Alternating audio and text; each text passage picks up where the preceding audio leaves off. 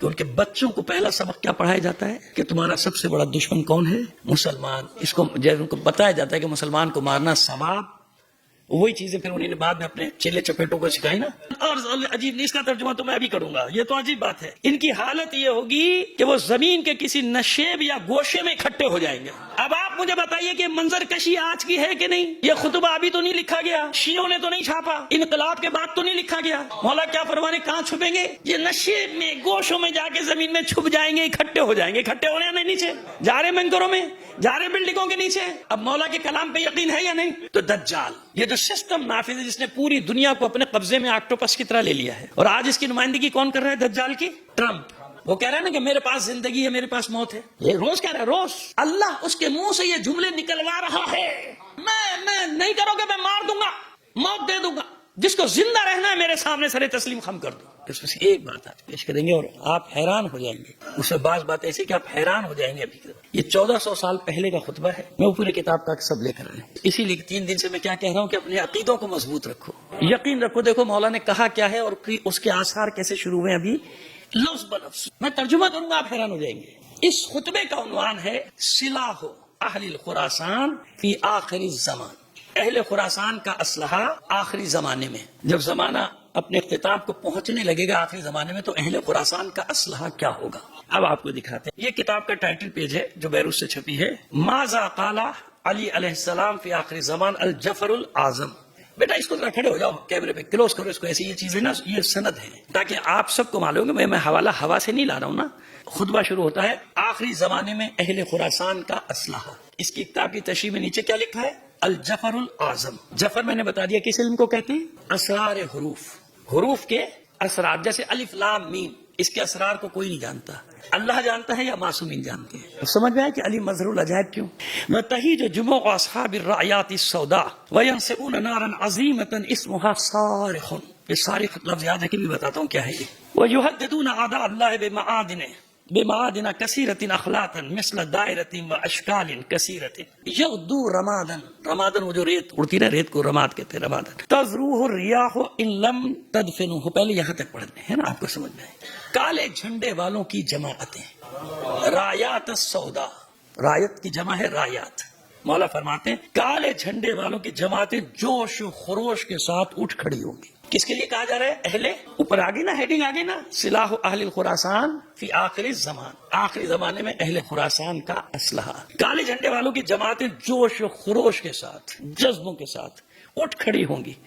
وہ ایک نہایت عظیم آگ بھڑکائیں گے. دیکھ رہے ہیں چاروں طرف، وہ ایک عظیم آگ، وہ ایک نہایت عظیم آگ بھڑکائیں گے جس کا نام ہوگا صاروخ. کیا نام ہوگا؟ یہ ہے بحث. سواد الف رے خ، صاروخ. اس آگ کا کیا نام ہے؟ عربی لغت. اٹھائیے، میں نے نکالے معنی، کیونکہ مجھے تو معلوم تھا یہ صاروخ کس کو کہتے ہیں. عرب جتنے عربی اخبار ہیں آج اٹھا کے پڑھ لیجئے. صواریخ، صاروخ کی جمع کیا ہے؟ میزائل کو کہتے ہیں. کہ ایرانی صواریخ نے، صواریخ الایرانیہ. صاروخ کے الگ معنی بھی ہیں، منجد میں بہت سارے معنی.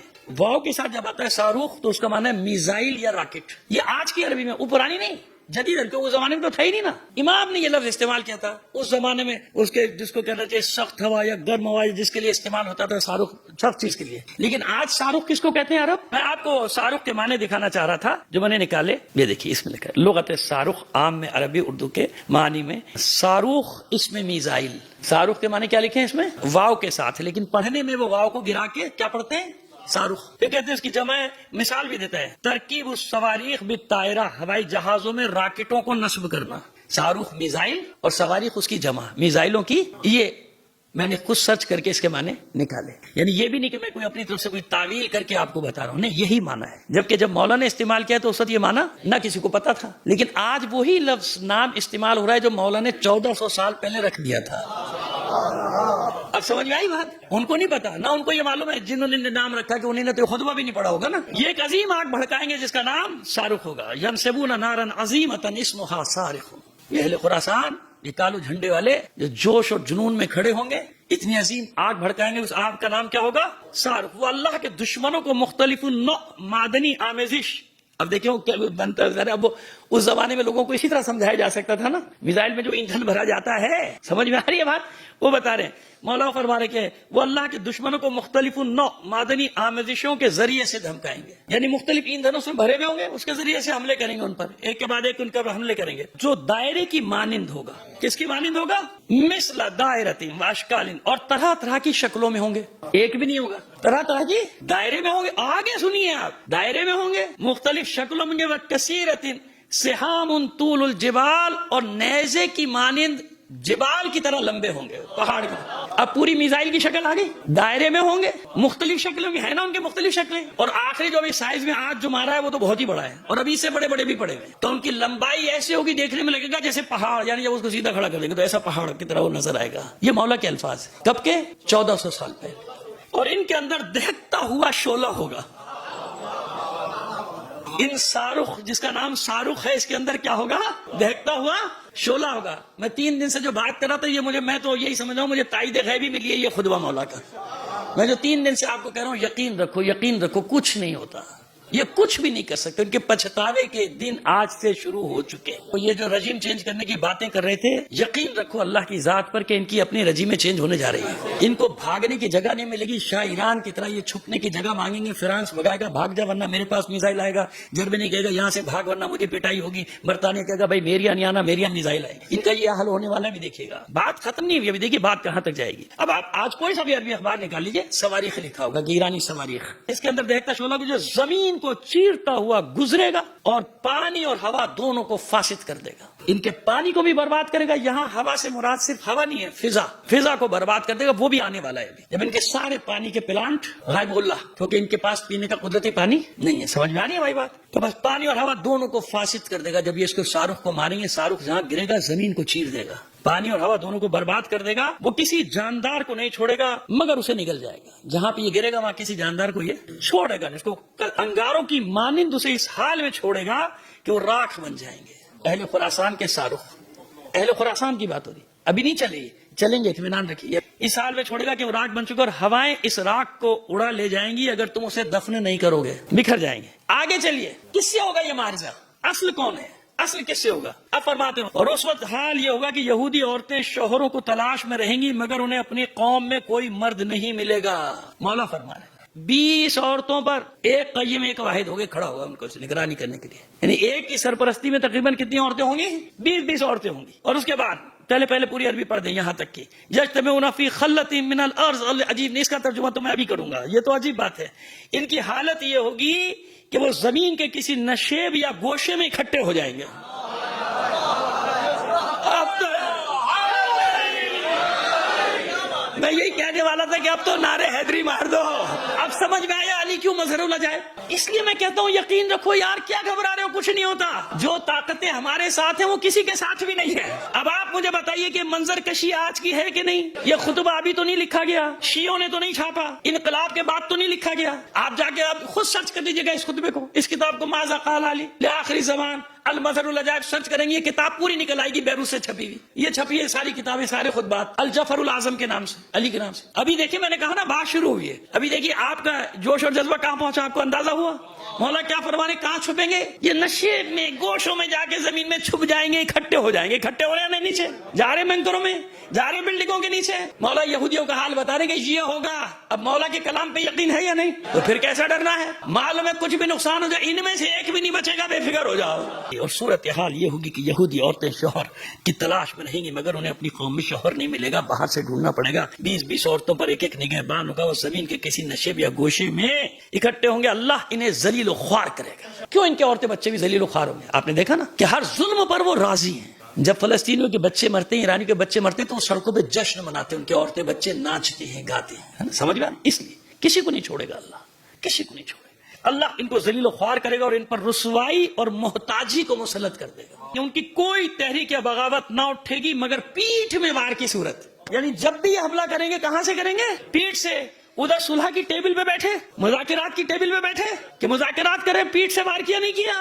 कहेंगे जो भी तहरीक, जो भी बगावत उठेगी, पीठ पे वार करेंगे, कभी सामने से, यानी धोखे से मारेंगे, धोखे से हमला करेंगे। پیٹ پہ مار کی صورت وہ دجال کے منتظر. آپ کو معلوم ہے نا کہ وہ دجال کا انتظار کریں. وہ ایک آنکھ گلوبل آئی جس کے بارے میں کئی بار آپ کو سمجھا چکا ہوں کہ ایسے نہیں $1 کے نوٹ کے اوپر احرام مصر کی تصویر اور وہ ہے. یہ انتظار کر رہے ہیں کس کا؟ دجال کا. جیسے ہم انتظار کر رہے ہیں کس کا؟ مہدی کا. اور وہ دجال غالب آنے والا بدترین شر ہوگا, یعنی اس سے زیادہ پھر شر کوئی. اب یہ دجال میں پہلے بھی کئی بار آپ کے سامنے اس کی تشریح کر چکا ہوں. کسی شخص کا نام نہیں ہے, کوئی ہستی نہیں ہوگی ایسی کہ چلیے آ رہی ہے اس کے ایک آنکھ ہوگا اتنے سارے ہاتھ ہوگا. نہیں, یہ دجال یہ نظام, یہ سسٹم. جیسے فرعون نام نہیں تھا شخص کا, فرعون لقب ہوتا تھا ہر اس بادشاہ کا جو مصر پہ حکومت کرتا تھا, اس کو کہتے تھے فرعون. 400 سال کہتے عمر تھی, 400 سال فرعون کی عمر نہیں تھی, 400 سالہ وہ نظام تھا ان کا, جس میں آخری فرعون ہوتا رامس. رامس نام بتایا جاتا ہے, ممکن ہے کچھ اور ہو, واللہ عالم بالصواب. وہ آخری تھا ان کا. تو دجال یہ جو سسٹم نافذ ہے جس نے پوری دنیا کو اپنے قبضے میں آکٹوپس کی طرح لے لیا ہے, اور آج اس کی نمائندگی کون کر رہا ہے دجال کی؟ ٹرمپ. کون کر رہا ہے؟ وہ کہہ رہا ہے نا کہ میرے پاس زندگی ہے, میرے پاس موت ہے. یہ روز کہہ رہا ہے, روز اللہ اس کے منہ سے یہ جملے نکلوا رہا ہے نا. اللہ میں نہیں کرو گے, میں مار دوں گا, موت دے دوں گا. جس کو زندہ رہنا ہے میرے سامنے سر تسلیم خم کر دو. یہی ہے نا خلاصہ, یہی نا, یہ ہے دجال. اس کو کہتے ہیں دجال. یہ پورا سسٹم دجالی نظام. ان میں ہزاروں ایسے ہوں گے جو دجال پر ایمان لے آئیں گے. لے آئے نا سب, گھس گئے نا سب. اب ظاہر اس زمانے میں مولانا نے آلافن کہا, اس زمانے میں آلاف بہت ہوتے تھے, آلاف یعنی ہزاروں. تو آج کے زمانے میں لاکھوں کروڑوں کر لیجئے اس کو آپ, اس زمانے کی گنتی کے بعد سے. حالانکہ یہ جو ایمان لائیں گے عقل بھی رکھتے ہیں اور دین بھی رکھتے ہیں نا, لیکن دجال کی نشستوں میں شرکت کرتے ہیں.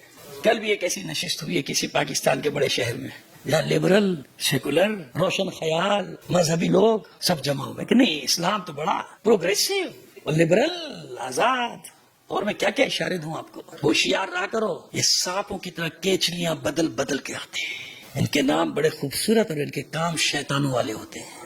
ناموں پہ مت جانا ان کے کبھی بھی. ہوئی ایسی بڑی نشستیں آج کل یہاں جو دجال پر ایمان لا چکے, جو کہتے ہیں خام خواہ میں تم نکلے ہو, کوئی نہیں لڑ سکتا امریکہ سے. پاگل ہے یہ, بے وقوف ہے, احمق ہے نا. چلتا ہے نا وہ اتنی بڑی طاقت, وہ اس سے کیا لڑیں گے؟ لڑ رہے ہیں نا اکیلے, اس سے نہیں لڑ رہے. آج تو لسٹ آ گئی کہ اکیلا ایران, اکیلا تاریخ میں پہلی بار کتنی طاقتوں سے اکیلا لڑ رہا ہے. تاریخ ہے بشریت میں اکیلا ایران, اور سب کے نام دیے ہوئے, پورا گھیرا دیا ہوا کہ کتنے ملکوں سے اکیلا لڑ رہا ہے, چومکھی لڑ رہا ہے اور سب طرف مار رہا ہے.